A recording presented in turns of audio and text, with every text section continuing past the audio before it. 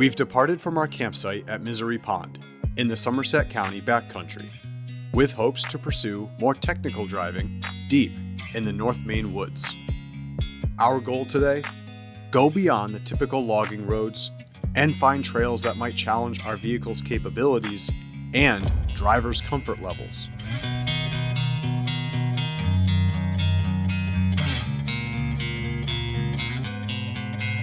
Little did we know, Maine would answer this call in spades.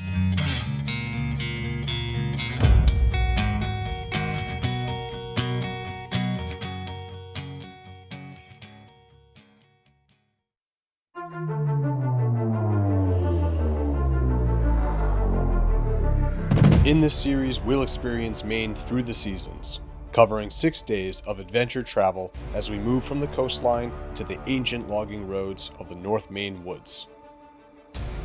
Join us as we venture through the Pine Tree State and encounter plenty of challenges between the oldest lighthouse and the Canadian border. Welcome to the North Maine Adventure.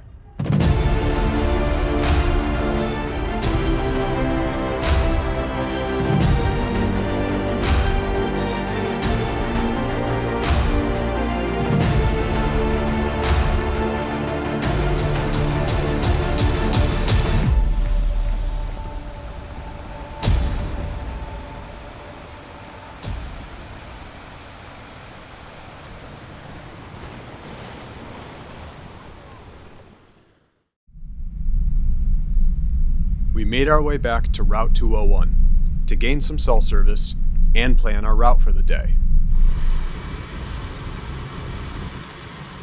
We wanted to explore as much of the North Woods as we possibly could, but the B52 Memorial site was too close to pass up. So, we decided to go pay our respects and get in a quick history lesson. Kinda felt like I was a kid again and had to finish my social studies homework before I could go out and play. Hopefully, this would be the only vehicle wreckage we'd experience today, if you know what I mean.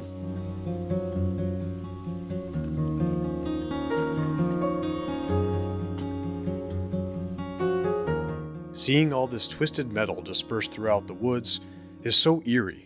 My brain had a hard time processing the magnitude of the incident. I found myself wondering, was I interpreting the experience differently than Rob or Jeremy? Given their years of experience in emergency situations, I wondered what was going through their minds as we approached the larger wreckage.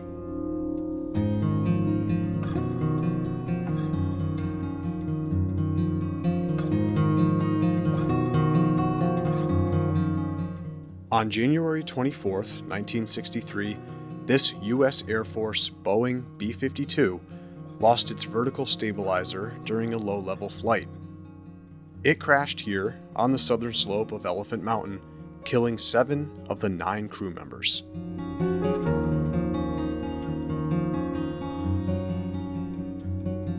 A sobering reminder that at any moment, things could go south. So Rob just scouted up ahead to see what the trail turns into, because it's looking pretty washed out. So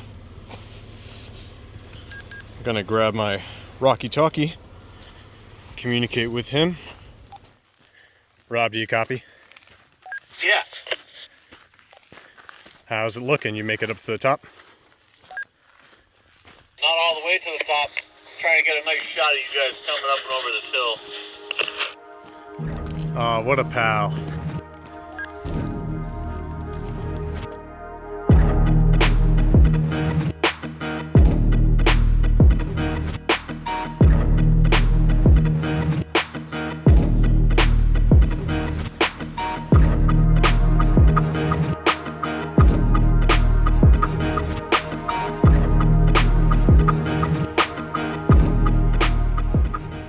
Well, this has turned into one interesting trail.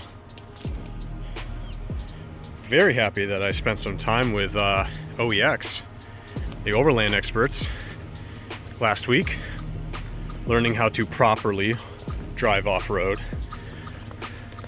My rear bumper's got like 3 inches before whacking this culvert across the trail.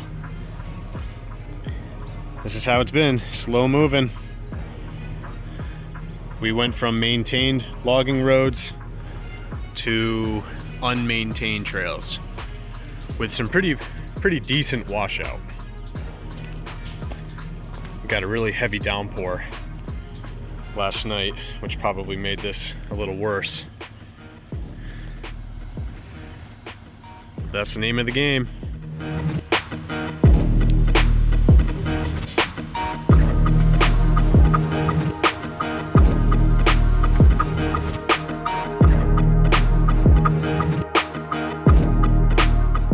For those of you waiting to see the sketchy off-road driving, we are about to get started. Trouble is, the difficulty of the terrain never shows up well on camera.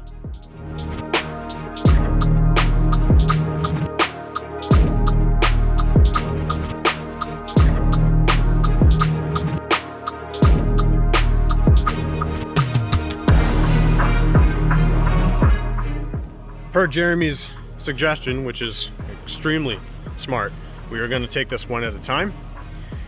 2 people are going to be on the outside with walkies. We'll see what Jeremy can do first, and then me, and then Rob. And if Jeremy has a particularly hard time, we will take note and be a little weary because he's on 33s. Rob's got 33s as well, but his are skinnies, quote unquote, and I've got 32s, so we'll see how we handle this.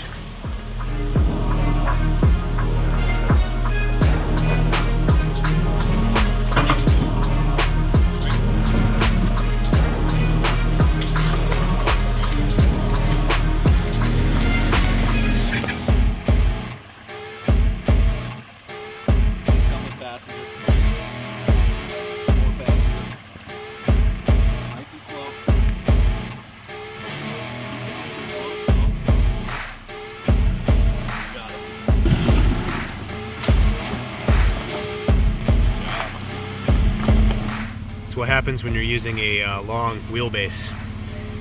Something a little bit more narrow, maybe like a Jeep, probably would have been fine, but with our trucks, the front end is usually okay with the approach angle, but the departure angle, we've been whacking it all day.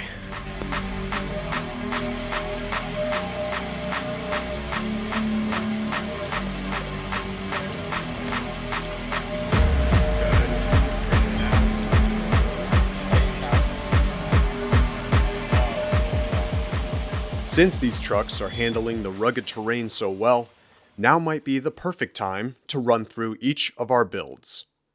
Don't worry, it'll be quick. I'll give you the cliff notes. Each of us are driving GM trucks. In case you hadn't noticed, we didn't plan it that way, it's just a coincidence. All 3 of these vehicles have a 2-inch suspension lift from Northeast Off-Road Vehicles, as well as general grabber tires mounted on Icon alloy wheels. They've also been equipped with off-road lighting for those nights we're hunting for a campsite in the dark, and various levels of armor. Rob's Chevy Colorado Z71 is running a front bumper from Warn, as well as a 10,000-pound synthetic winch. My Colorado ZR2 is running a front bumper from Fab Fours and a 12,000-pound synthetic winch. Jeremy's GMC Canyon AT4 may not have a front bumper yet, but he is running the most substantial suspension upgrade from Icon Vehicle Dynamics. Along with rooftop tents and various storage solutions, these vehicles are built for adventures exactly like this.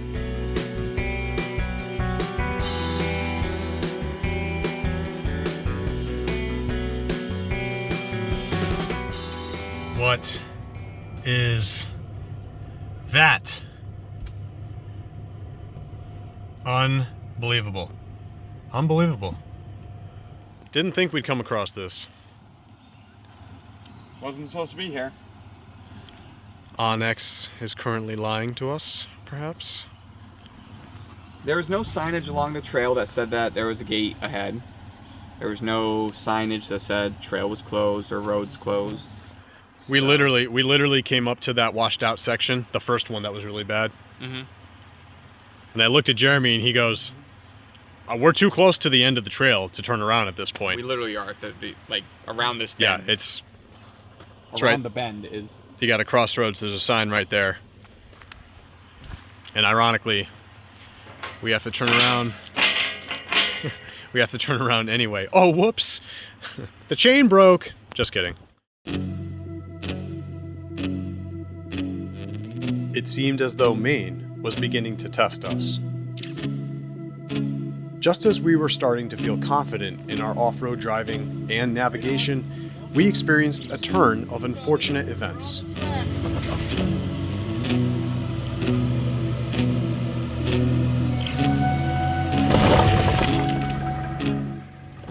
As we made our way back up the trail, Jeremy's truck had a brief steering dilemma.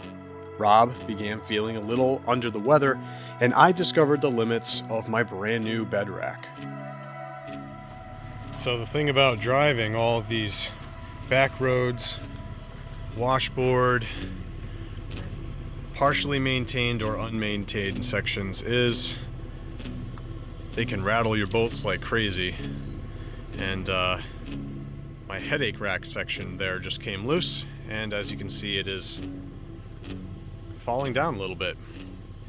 Ken, what's going on? Yeah, so as you can see, the headache rack section of this bed rack came loose, the bolts fell out, and it was just dangling there with my fuel can. Now the T-nuts are still inside the channel on the side. Jeremy found those. But I'm having a hard time finding the bolts on the other side. I don't know where they are. It turns out I neglected to use Loctite on the hardware, even though it says to do so in the instructions. Alright, so I think what I'm gonna do, since I found one bolt, I'm just gonna put this back up with one bolt. I won't mount the roto packs. Just pack it away when we get to camp later on. Then I'll tear everything out of the bed of the truck and I'll look for the second bolt. So, quick fix on the trail. Be back at it in 5 minutes. Sometimes there's no better way to learn than to make a mistake and live through the experience.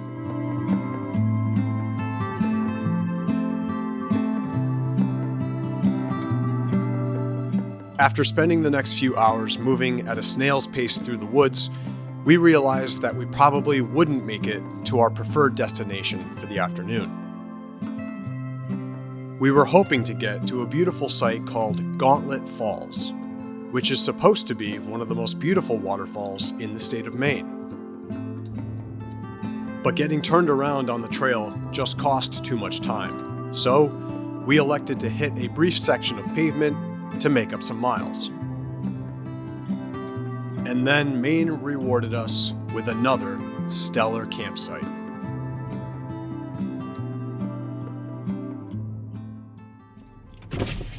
So we just arrived at this campsite, which is pretty cool, right here on the edge of the pond. But Jeremy saw another one a little further back on the trail. So Rob and I stayed here while he goes to investigate and make use of the walkie-talkies again, so that if he finds something better, he can let us know. We wouldn't necessarily be settling for this spot either, because this is pretty rad. So originally we were going to go from the trails that we were on earlier to a waterfall, but it was about 2 hours away. And just based off of some of the things that we encountered on the trail, we wanted to get to camp sooner, just so that we can dedicate some time to the trucks just to make sure everything's okay from those trails we were on. Jeremy's power steering is acting up. Part of my bed rack fell off the bolts. I got to bolt it back together, and just kind of take a minute to transition our mindset from trail to camp. Yeah, so it dead ends just kind of like this other one. It dead ends to a dispersed site.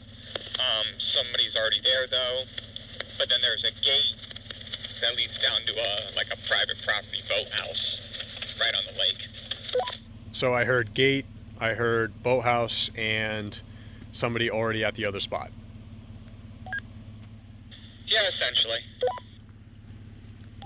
So you gonna meet us back here? As long as we're happy staying there. I'm good. Rob, you good? Oh, yeah. It seemed the only challenge left to accomplish was setting up camp in the rain.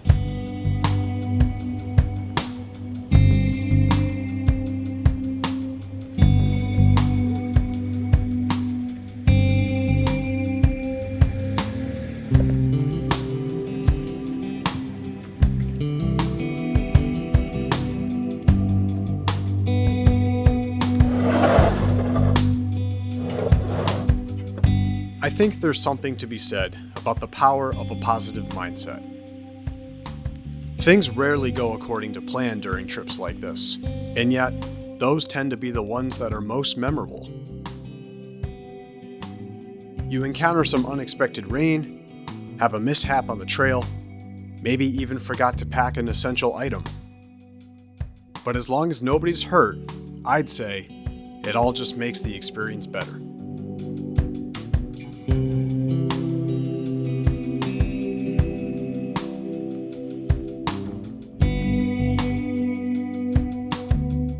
We took a minute to catch our breath as the weather cleared up, and then got right to work on the trucks. What you doing?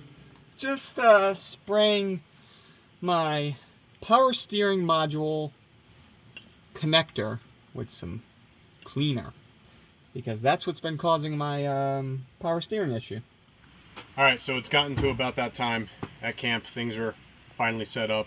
We're slowing down. Jeremy was just tending to his power steering issue, so I figured I should probably tend to my bed rack issue. So I pulled everything out of the bed of the truck, mostly everything out of the bed of the truck, so I have some room to work. I need to disconnect the bolts in the center so I can extend it so it can fit back into position properly. I actually need to take all the brackets that I put on this thing, the L brackets, the Rotopax bracket, I need to actually put it on the other side. There's an old saying that I've heard repeatedly throughout my life, but had never truly took to heart until I began overlanding. The saying goes, procrastination is the thief of time. It means putting things off ultimately causes you to lose more time or waste more time in the end. For example, if I had stopped to check my equipment at camp that morning, or while we were rattling down the trail, this fix might have been avoided. It may be a small-scale example, but the lesson is the same. Always make time for equipment maintenance.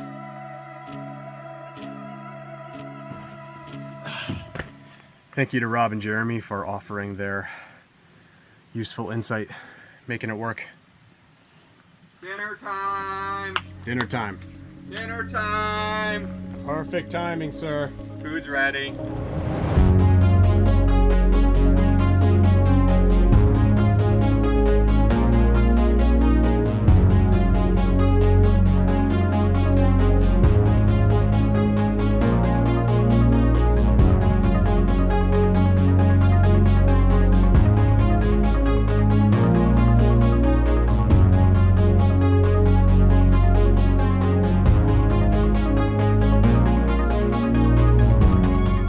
Alright folks, well the sun is setting. Any major damage that we sustained on the trail today has been remedied. I took care of my bed rack. Jeremy was able to take a look at the wiring for his power steering. Everything seems to be okay. And other than that, the only damage that we sustained was all three of our rear bumpers. got hit in the exact same place, going over the exact same obstacle, which makes sense because 3 of our trucks are essentially the same trucks. Rob and I have Colorados, Jeremy has GMC Canyon. It's all the same. Wheelbase is the same. The rear bumper issue would be the same, right? So anyway, camp process is winding down. Sun is starting to set. We are probably going to get up fairly early tomorrow, so we're going to be hitting the bed pretty soon.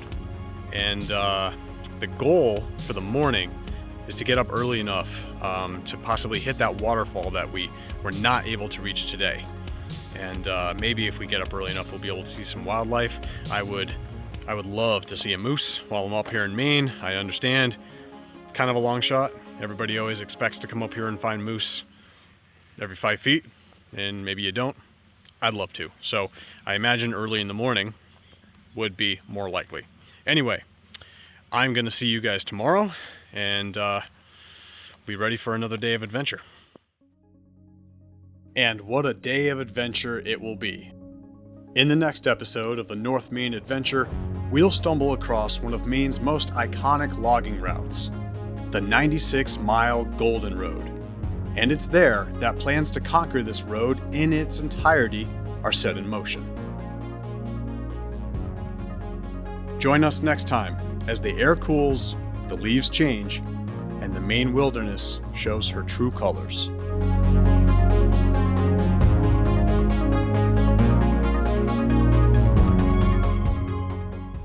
Thank you for watching. If you enjoyed the content, consider subscribing to the channel or joining my Varsity Team members page. Videos like this could not have been possible without the support from my channel sponsors and channel members. Thank you so much.